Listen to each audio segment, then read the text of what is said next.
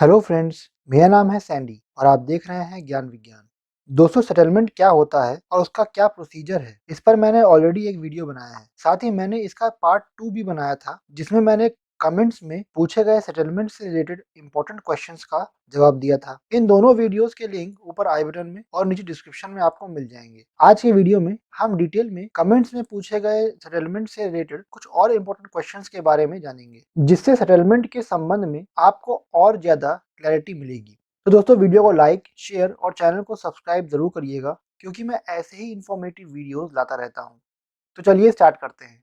आइए कमेंट्स में पूछे गए सवाल के जवाब जानते हैं डिटेल में। कॉम्प्रोमाइज सेटलमेंट या वन टाइम सेटलमेंट करने के बाद बैंक लोन देती है या नहीं? दोस्तों, कई लोगों ने कमेंट्स में मुझे बताया था कि उन्हें सेटलमेंट करने के बाद भी बैंक से लोन मिल गया था। अब इस बारे में सबसे पहले एक बात जानने वाली है कि एक होता है कूलिंग पीरियड, जो हर बैंक में होता है, लेकिन इसका कोई टाइम फिक्स नहीं होता है और ये बैंक मैनेजमेंट के अपने विवेक पर निर्भर करता है कि वो किसी कस्टमर के केस में कूलिंग पीरियड कितना रखते हैं। कूलिंग पीरियड बीत जाने के बाद बैंक लोन देने के लिए कंसिडर कर सकती है, लेकिन वो भी तभी जब वो इस बात पर संतुष्ट हो जाए कि आपने कॉम्प्रोमाइज सेटलमेंट या वन टाइम सेटलमेंट इसलिए किया था क्योंकि आपको इनकम का लॉस हुआ था या बिजनेस में लॉस हुआ था। जैसे अभी कोरोना वायरस का चल रहा है, बिल्कुल सेम इसी तरह अगर बैंक को लगेगा या पता चला कि आपने कॉम्प्रोमाइज सेटलमेंट इसलिए किया था क्योंकि आप पैसा बैंक को देना ही नहीं चाहते थे, यानी आपके पास क्षमता तो है लेकिन आप पैसा देना नहीं चाह रहे थे, और आपके पास पैसा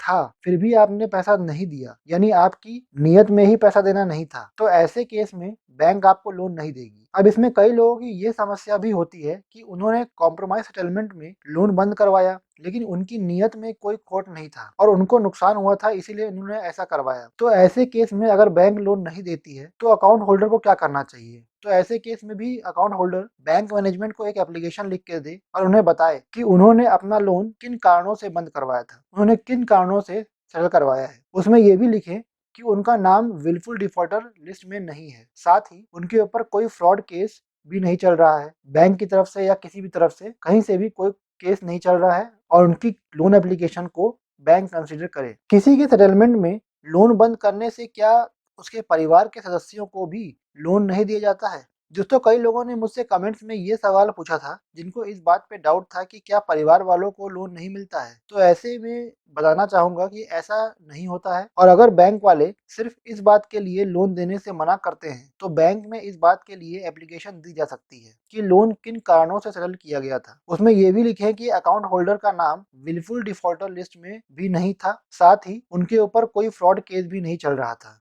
इसलिए परिवार वालों को लोन एप्लीकेशन दिया जाना सही है और बैंक लोन देने के लिए कंसिडर करे।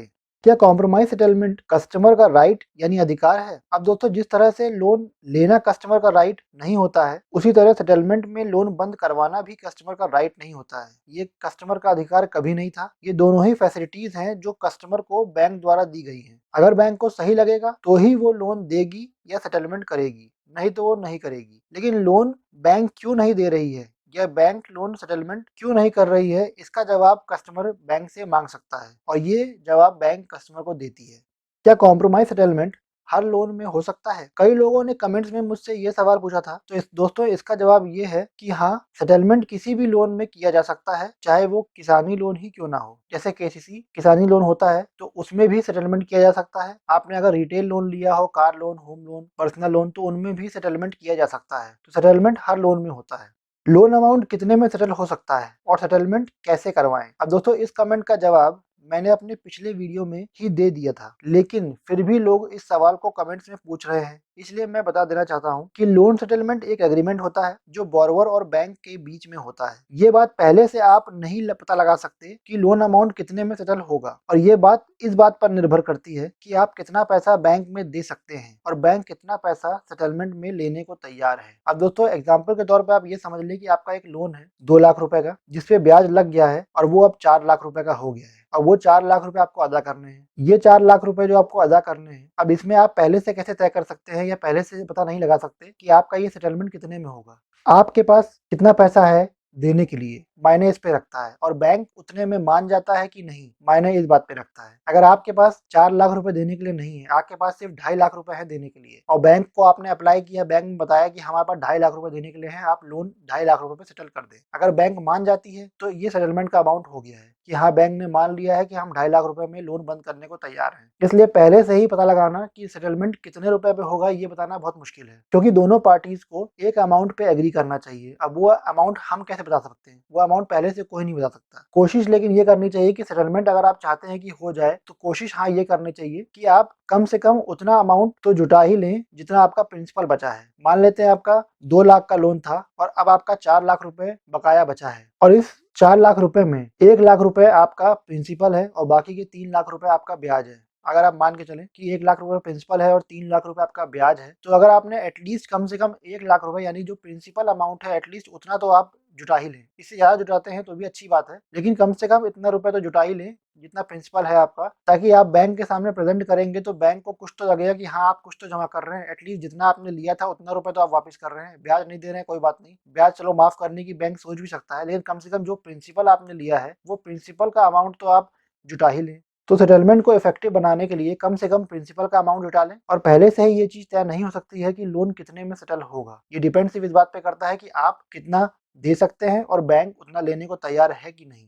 तो दोस्तों आज के लिए बस इतना ही। आज के वीडियो में आपने जाना लोन सेटलमेंट से जुड़े अपने ही कुछ सवालों के जवाब। उम्मीद करता हूँ कि आपको आज का मेरा ये वीडियो अच्छे समझ में आ गया होगा।